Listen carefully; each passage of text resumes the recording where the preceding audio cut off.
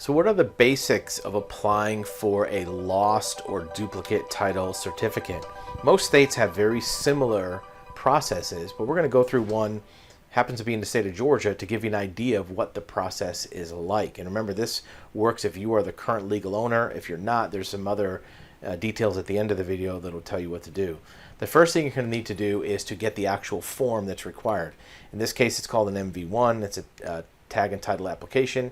It's something that you can actually get online from the DMV website. Our website also has a copy of it that you can download for free and fill that in. The most important thing is to get good instructions on filling out that form, because DMV and government forms are notoriously inefficient to fill out because they don't make it easy, because it's a lot of bureaucracy. It's not really designed to be user friendly. It's not their fault. It's just a government form.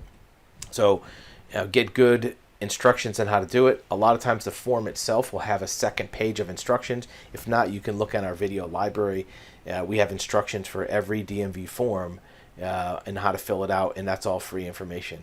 The next thing is, if the title was damaged or has pieces missing from it, include that with your application, because that helps speed up the process, right?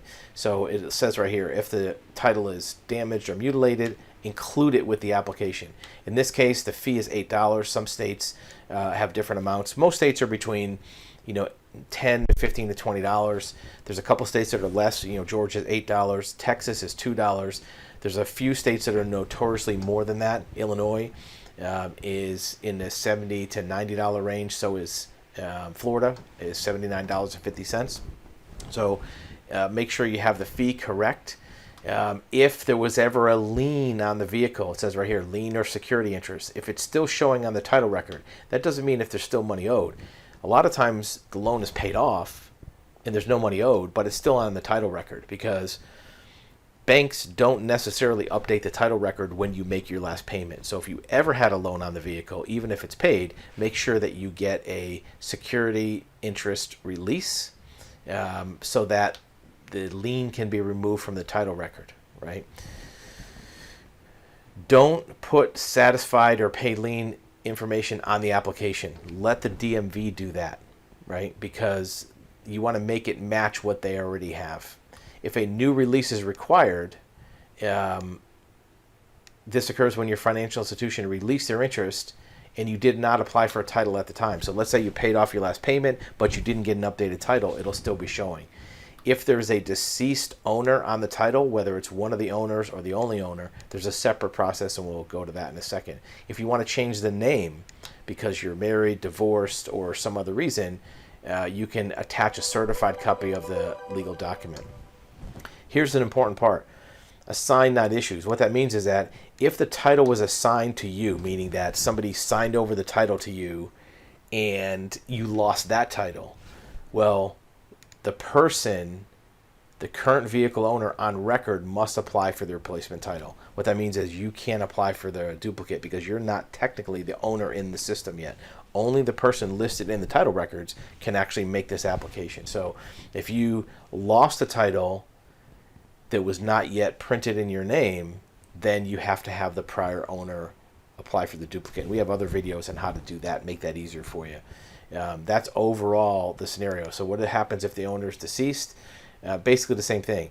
MV1 title application, lien interest. However, you're also going to need inheritance documents, meaning that an affidavit of inheritance, if it's somebody that's a close relative, you might need a birth certificate showing that you're related to that person, or the death certificate.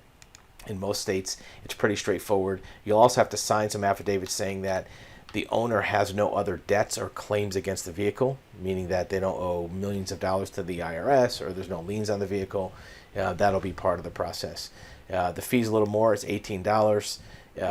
And if it's a company, you have to have a signed letter from the office that shows that that person is deceased and that they're the only owner of the company.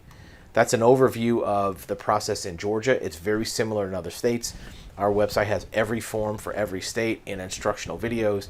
The two important things to remember is, if the vehicle is not last titled in your name, you can't apply for a duplicate. Only the owner listed in the title records can apply for a duplicate title.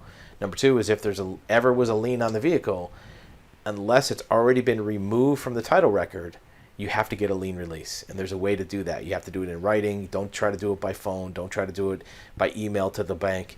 Send them the form you want them to sign, so that way they're not doing any extra work. A lot of times you'll call up the bank, you'll say, hey, I need a lien release. They'll say, fine, we'll send it. You'll never hear from them again, because banks don't have a department of people sitting around waiting to do lien releases. They have somebody who's doing another job will have to drop everything. So make it easy for them. Fill out the form, put an envelope, mail it to them, and that way you'll get your lien release and get a clear title so you can go on and register it or sell it as you prefer.